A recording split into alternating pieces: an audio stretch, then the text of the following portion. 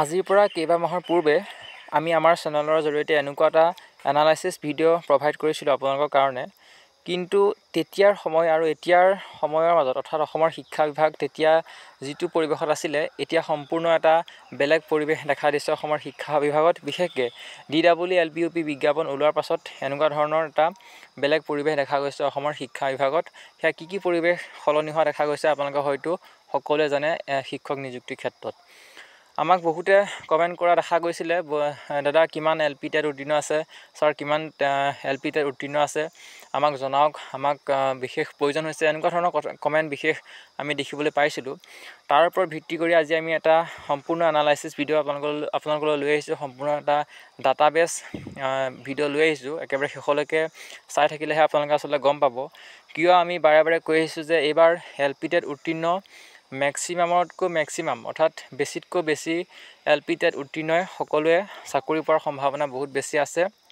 আমি cut off আমি কিয় কমিব বুলি কৈ আহিছোঁ, আপোনালোকে ভিডিঅ'টো চালে গম পাব।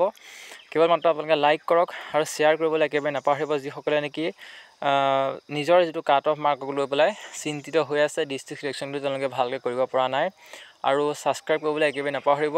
বহুত বেছি এনালাইচিছ, বহুত বেছি সময় খৰচ কৰি আচলতে আপোনালোকৰ কাৰণে ভিডিঅ'টো প্ৰস্তুত কৰিছোঁ। যদিও আমি কম সময়তে অধিক তথ্য দিব বিচাৰোঁ, কিন্তু আজি ভিডিঅ'টো অকণমান দীঘলীয়া হ'ব পাৰে, একেবাৰে শেষলৈকে চাই থাকিব। এটা পইণ্টটো যদি আপোনালোকে যদি স্কিপ কৰে তেতিয়াহ'লে গোটেই কথাখিনি বুজি নাপাব। এতিয়া কথা হ'ল যে 2019 চনত LP টেট অনুষ্ঠিত হৈছিলে, আপোনালোকে সকলোৱে জানে। আমি আজি কেৱল LP ছেকশ্যনৰ কাৰণে আমি এনালাইচিছ কৰিম, পৰৱৰ্তী সময়ত আমি UPৰ কাৰণে আমি এনালাইচিছ কৰিম। 2019 চনত LP টেট পাছ কৰিছিলে 18,906 জনে। 2021 চনত LP টেট উত্তীৰ্ণ হৈছিলে 27,679 জনে। দুইটা টেটত মিলি পাছ কৰিছিলে 46,087 জনে। এটা কথা হ'ল যে 2020 চনত LPৰ কাৰণে 3টা বিজ্ঞাপন ওলাইছিলে কণ্টিনিউ, একেৰাহে ওলাইছিলে, ইটোৰ পিছত সিটো ওলাইছিলে। আৰু য'ত নেকি প্ৰথমটোত আছিলে 5,515টা আৰু দ্বিতীয়টোত আছিলে 2,964টা আৰু এটাত আছিলে 2,607টা। তিনিটা বিজ্ঞাপন মিলি মুঠ নিযুক্তি হৈছিলে 11,888টা। ঠিক সেইদৰে 2023 আৰু 2022 চনত দুটা বিজ্ঞাপন আপোনালোকে হয়তো সকলোৱে জানে যে 7,242টা LP পদ ওলাইছিলে। আৰু এই বছৰৰ যিটো মে' মাহত নিযুক্তি হৈ গৈছিলে তাতো ওলাইছিলে 3,887টা LPৰ কাৰণে পদ, আৰু দুইটা মিলাই হৈছিলে যে 11,129 জন। এটা কথা হ'ল যে দুইটা যিটো নিযুক্তি চলি গৈছিলে, সেই নিযুক্তিত যদি আমি 11,888 আৰু 11,129টো আমি যদি যোগ কৰি দিওঁ তেতিয়াহ'লে ওলাই যে 23,017 জনে নিযুক্তি পালে। এতিয়া এই 23,017 জনে যে নিযুক্তি পালে, সেই 23,017 জন ক'ৰ পৰা আহিলে, যে LP দুইটা বছৰতে পাছ কৰা 46,087 জনৰ পৰা আহিলে। আৰু 46,087 জনৰ পৰা যদি আমি 23,017 জন বিয়োগ কৰি দিওঁ তেতিয়াহ'লে থাকি যায়গৈ 23,017 জন।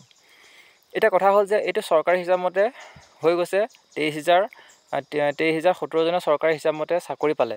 কিন্তু আমি এই 23,017 জনক আমি 23,017 জন বুলি আমি ধৰি নলৈ আমি 20,000 জন ধৰি লৈছোঁ, আমি কমকৈ ধৰি লৈছোঁ। আপোনালোকে সেইকাৰণে কণ্টিনিউৱাছ চাই যাওক, তেতিয়া কথাখিনি বুজি পাব যে আমি ধৰিলোঁ 20,000। এতিয়া কথা হ'ল যে 46,087 জনৰ পৰা যদি 20,000 বিয়োগ কৰি দিওঁ চাকৰি পোৱা, তেতিয়া থাকি যায়গৈ 26,087 জন। এটা কথা হ'ল যে ৰিমেইনিং যি 26,087 জন আছে, সেই 26,087 জনৰ পৰা মই খুব কমেই ধৰিছোঁ 30% এনেকুৱা আছে যিয়ে নেকি BEd উত্তীৰ্ণ। BEd তেওঁলোকে পাছ কৰিছে, LP, UP, high school, higher secondary সকলো টেট পাছ কৰিছে। অৰ্থাৎ মেক্সিমাম কিন্তু BEd উত্তীৰ্ণ টেট পাছ কৰে, LP টেট পাছ কৰিছে। মই কমেও ধৰিছোঁ যে 30%। 26,087 জনৰ 30% মানে হৈছে 7,826 জন। আৰু এই 7,826 জনক যদি আমি 26,087 পৰা বিয়োগ কৰি দিওঁ তেতিয়া থাকি যায়গৈ 18,261 জন। এতিয়া গোটেই কথাখিনি আমি এতিয়া 18,261 জনৰ ওপৰত আমি এনালাইচিছ কৰিম। একেবাৰে ইণ্টাৰেষ্টিং হ'ব, আপোনালোকে সেইকাৰণে কণ্টিনিউৱাছ চাই থাকক। এই 18,226 জনৰ আমি অতি কমেও এইবাৰ আপোনালোকে হয়তো সকলোৱে গম পাইছে যে HSত 50% থাকিবই লাগিব, তেতিয়াহে এপ্লাই কৰিব পাৰিব। আমি অফিচিয়েল যিটো DEEL ন'টিচ দিছে তাত আমি মাৰ্কছৰ ক্ষেত্ৰত কিন্তু ৰিলেক্সেশ্যন দেখা নাই, এইজৰ ক্ষেত্ৰত ৰিলেক্সেশ্যন দেখিছোঁ। গতিকে HSত যদি 50% আমি নথকা যদি অতি কমে 1,500 ধৰিছোঁ, অতি আমি কম ধৰিছোঁ। আপোনালোকে চাই যাওক যে অভাৰেজ প্ৰাৰ্থী বহুতে আমাক কমেণ্ট কৰিছিলে যে ডিচেম্বৰত তেওঁলোকৰ অভাৰেজ বয়স সাৰি গ'ল, নৱেম্বৰত সাৰি গ'ল, অক্টোবৰত সাৰি গ'ল, অৰ্থাৎ তেওঁলোকৰ যিটো 43 বছৰলৈকে থাকে OBC বা SC তেওঁলোকৰ বহুতৰ বয়স সাৰি গ'ল যে আমি অতি কমে 1500 ধৰিছোঁ।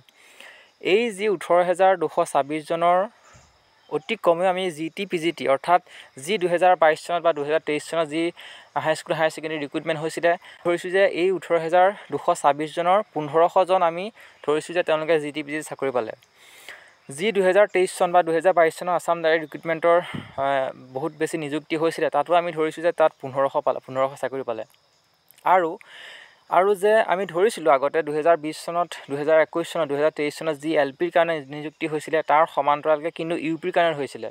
UPৰ বিজ্ঞাপন ওলাইছিলে আৰু তাৰ পৰা আমি LP টেট পাছ কৰাৰ পৰা আমি UP টেট অৰ্থাৎ UP ME স্কুলত চাকৰি পালে তাৰ ভিতৰত 4,500। মই খুব কমেই ধৰিছোঁ 4,500। আপোনালোকে হয়তো বিশ্বাস কৰক যে মই কমেই ধৰিছোঁ 4,500তকৈ হয়তো বেছি পাইছে UPত। তাৰ পাছত এনেকুৱা কিছুমান প্ৰাৰ্থী আছে যে আপোনালোকে নিজেই কওক যে 2019 চন আৰু 2023 চনত যি অসম টেট অনুষ্ঠিত হৈছিলে তাত LP দুইবাৰতে পাছ কৰিছে। তেওঁ 19তো পাছ কৰিছে, 21তো পাছ কৰিছে। এনেকুৱা প্ৰাৰ্থী খুব কমেই ধৰিছোঁ, একেবাৰে কমেই ধৰিছোঁ, 1500 ধৰিছোঁ। আৰু মই কৈছোঁৱে যে এই গোটেই এনালাইচিছটোত কিন্তু আমি CTETকো আমি ইনক্লুড কৰিছোঁ আৰু সেই সকলোখিনি ইনক্লুড কৰিহে কিন্তু আমি এনালাইচিছটো কৰিছোঁ। গতিকে 2019 আৰু 2021 চনত LP টেট দুবাৰ পাছ কৰিছে 1500 জনে, কাৰণ একেজন প্ৰাৰ্থীয়ে আমি দুবাৰ ধৰিছোঁ। গতিকে 1500 জন মই মিনিমাম ধৰিছোঁ 1500 জন। আৰু এনেকুৱা প্ৰাৰ্থী যদি সৰ্বমুঠ আমি পাওঁ 11,000। আমি কমেই ধৰিছোঁ, কমকৈ ধৰিও আমি 11,000 আমি পাইছোঁ। এতিয়া গোটেই কথাখিনি হ'ল যে আমি যে ধৰিছিলোঁ থাকি গৈছিলে যে 18,226 জন। এই 18,226 জনৰ পৰা যদিহে 11,000 জন এনেকৈ যদি গুচি যায়, আপোনালোকে ভাবক যে এনেকৈ যদি গুচি যায় BEdকে ধৰি অভাৰেজ HSত 50% নাই, GT PGত পালে, ADR পালে, এনেকুৱাকৈ যদি 11,000ৰো গুচি যায় যে 18,000ৰ পৰা, তেতিয়া থাকেগৈ মাত্ৰ 7,226 জন। আৰু আমি অতি কমেও এপ্ৰক্সিমেট ধৰিছোঁ যে এই 7,000 আছেগৈ বৰ্তমান সময়ত LP টেট পাছ কৰা বেছি ধৰিহে কমকৈ ধৰিহে আমি 7,000 পাইছোঁ। ইয়াতকৈ যদি হয়তো 200-100 যদি বেছিকৈ ধৰোঁ তেতিয়াহ'লে ইয়াতকৈ 7,000তকৈ কমি আহিব LP টেট পাছ কৰা। এতিয়া শেষত আপোনালোকৰ কাৰণে মই এটা উত্তৰ মই এৰি দিছোঁ যে এই গোটেইখিনি এনালাইচিছ কিন্তু আমি নিউজ প্ৰাৰ্থীসকলক আমি ইনক্লুড কৰিহে কিন্তু আমি কৰিছোঁ। কাৰণ নিউজ প্ৰাৰ্থীসকলকো আমি ধৰিছোঁ যে 19 চনত তেওঁলোকে পাছ কৰিছে, 21তো পাছ কৰিছে, এনেকুৱা বহুত প্ৰাৰ্থী আছে, নিউজৰো প্ৰাৰ্থী আছে। এতিয়া গোটেই এনালাইচিছটো কৰি শেষত থাকিলগৈ 7,000, মাত্ৰ 7,000। এতিয়া আপোনালোকে নিজেই কমেণ্ট কৰক যে নিউজ প্ৰাৰ্থীসকলক তেওঁলোকক এপ্লাই কৰিব দিয়া নাই, DWE অফিচিয়েল ন'টিচ উলিয়াই পেলাই তেওঁলোকক বিজ্ঞাপনত এপ্লাই কৰাৰ পৰা তেওঁলোকক বাৰণ কৰি থৈছে। হয়তো পৰৱৰ্তী সময়ত কি হয় দেখা যাব। মাত্ৰ আৰু 15 দিন আছে, ইতিমধ্যে 15 দিন হৈ গৈছে, এতিয়ালৈকে কোনো নিউজ সম্পৰ্কত DWE পুনৰ অফিচিয়েল ন'টিচ দিয়া নাই আৰু 15 দিনত হয়তো দিয়ে নিদিয়ে সেইটো আপোনালোকে নিজেই কমেণ্ট কৰিব। আৰু আপোনালোকলৈ মই এটা এনচাৰ এৰি দিছোঁ যে আপোনালোকে নিজে এটা অনুমান কৰক যে এই 7,000ৰ ভিতৰত কিমান প্ৰাৰ্থী নিউজৰ থাকিব পাৰে।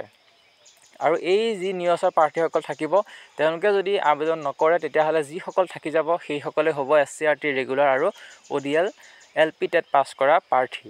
আৰু সেই প্ৰাৰ্থীৰ বিপৰীতে কিমান পদৰ সংখ্যা দিছে LP ছেকশ্যনত সেয়া আপোনালোকে হয়তো সকলোৱে জানে। আৰু এই যি LP ছেকশ্যনত সেই পোষ্ট দিছে সেই পোষ্টৰ কিন্তু LP টেট পাছ কৰা বহুতে কিন্তু UP টেটো পাছ কৰি থৈছে, অৰ্থাৎ তেওঁলোক UPলৈ গুচি যাব, ME গুচি যাব যদিহে UPত পায়। গতিকে গোটেই এনালাইচিছখিনি কৰি পেলাই আপোনালোকলৈ এটা প্ৰশ্ন এৰিলোঁ যে এই 7,000ৰ ভিতৰত কিমান সংখ্যক নিউজৰ প্ৰাৰ্থী আছে আপোনালোকে নিজেই কমেণ্ট কৰিব। এনালাইচিছটো কেনেকুৱা পালে কমেণ্ট কৰিবলৈ একেবাৰে নাপাহৰিব, লাইক কৰিব আৰু শ্বেয়াৰ কৰিবলৈ একেবাৰে নাপাহৰিব। আপোনালোকৰ যদি হোৱাটছএপ আৰু ফেচবুক গ্ৰুপ আছে শেষত কওঁ যে কষ্ট কৰি ভিডিঅ'টো প্ৰস্তুত কৰা হৈছে, আপোনালোকে ছাবস্ক্ৰাইব কৰিবলৈ একেবাৰে নাপাহৰিব। পৰৱৰ্তী সময়ত পুনৰ লগ পাম। আৰু এই যিটো হিচাপ এই হিচাপটো যদিও একেবাৰে পইণ্ট টু পইণ্ট নহয়, ইয়াতকৈ হয়তো বহুত বেছি ডিফাৰেঞ্চ আপোনালোকে দেখা নাপাব। সম্পূৰ্ণ এটা একুৰেট হিচাপ বুলি আপোনালোকে ধৰিব পাৰে, কাৰণ সম্পূৰ্ণ অফিচিয়েল ৱেবছাইটৰ পৰা ডাটা কালেকশ্যন কৰি ভিডিঅ'টো প্ৰস্তুত কৰা হৈছে। পুনৰবাৰ আকৌ লগ পাম। Thank U.